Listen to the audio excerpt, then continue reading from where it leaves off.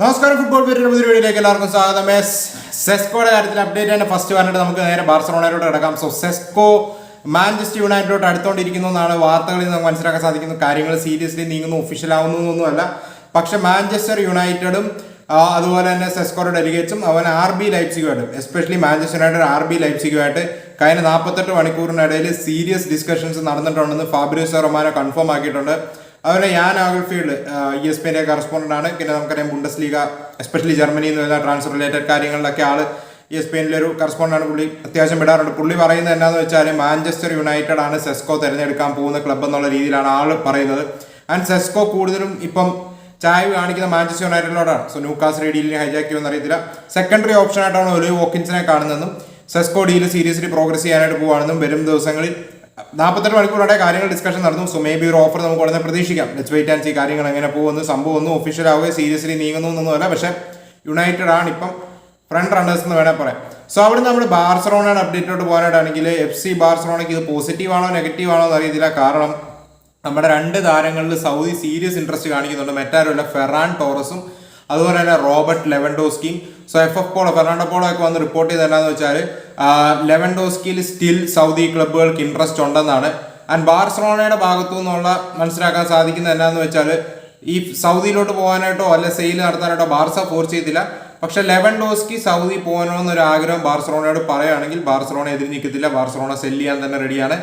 Right ആയിട്ടുള്ള ഒരു എമൗണ്ടിന് cell ചെയ്യും. കൂടാതെ ആളുടെ ഒരു ട്രാൻസ്ഫർ ഫീസും കിട്ടും, ഒരു സാലറീസിൽ നിന്ന് പോയും കിട്ടും. സോ പ്രിഫറബിളി ബാർസലോണ സെല്ല് ചെയ്യാൻ ആഗ്രഹിക്കുന്നില്ലായിരിക്കണം. കാരണം ഇപ്പോൾ ലെവൻഡോസ്കിനെ വിറ്റ റീപ്ലേസ് ചെയ്യുക പാടാണ്. പക്ഷേ ലെവൻഡോസ്കിയെ വിറ്റ ക്ലബിന് അത് ഫൈനാൻഷ്യലി ഒരു ഗുണം തരുന്ന കാര്യമാണ്. അതുപോലെ തന്നെയാണ് ഫെറാൻ ടോറസിന്റെ കാര്യത്തിൽ ഒരു അപ്ഡേറ്റ് ഇപ്പോൾ ജിജാൻഡസ് റിപ്പോർട്ട് ചെയ്യുന്നുണ്ട്. അതിപ്പോൾ എല്ലാ മീഡിയാസിലും കാണുന്നുണ്ട്. ഇപ്പോൾ സ്പെയിനിൽ നിന്നുള്ളത് മറ്റൊന്നുമല്ല, 60 മില്യൺ യൂറോസ് 3 വർഷം കൊണ്ട് ഏൺ തക്കത്ത രീതിയിൽ ഒരു സാലറി പ്രപ്പോസൽ സൗദിയിൽ നിന്നും ഫെറാൻ ടോറസിന് വന്നെന്നും പുള്ളിക്ക് ഇഷ്ടമുള്ള ക്ലബ്ബ് സെലക്ട് ചെയ്യാം. മൾട്ടിപ്പിൾ ക്ലബ്സിൽ നിന്ന് ഓഫർ ഉണ്ട്. ആൻഡ് ബാർസലോണ ഡിമാൻഡ് ചെയ്യുന്ന ഫീസ് പേ ചെയ്യാനായിട്ട് അവർ റെഡിയാണെന്നാണ് റിപ്പോർട്ടുകൾ വരുന്നത്.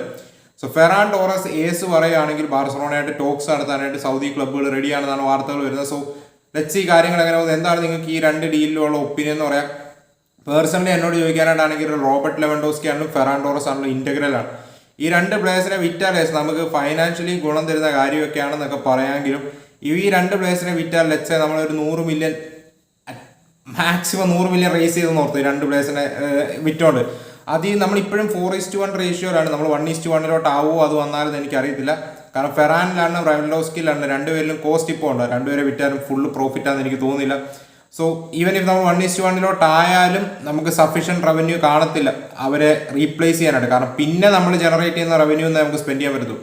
സോ അവരെ സെല്ല് ചെയ്താൽ 1:1 ഒരു ഉറപ്പില്ല. അത് 1:1 അല്ലെങ്കിൽ നമ്മൾ 1:4 ആണ്. സോ 100 മില്യൺ റേസ് ചെയ്താൽ 25 മില്യൺ യൂസ് ചെയ്യാൻ പറ്റത്തുള്ളൂ. അത് നമുക്ക് രജിസ്ട്രേഷൻ തന്നെ യൂസ് ചെയ്യേണ്ടി വരും.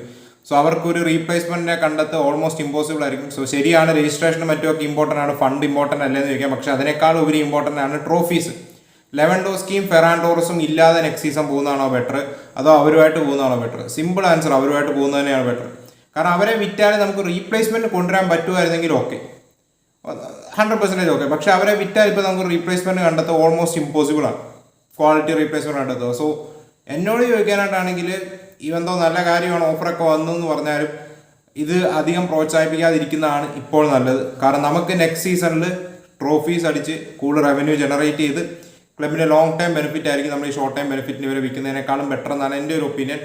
എസ്പെഷ്യലി ഫെറാൻ ടോറസിനെ നമ്മൾ സെയിൽ ചെയ്യാതിരിക്കുന്നതായിരിക്കും നല്ലത്. എസ്പെഷ്യലി ആളുടെ ലാസ്റ്റ് സീസണിൻ്റെ ഒരു പെർഫോമൻസ് വരട്ടെ. അതേസമയത്ത് ലെവൻഡോസ്കി നമുക്കറിയാം അത്യാവശ്യം last year of his contract ആണ്.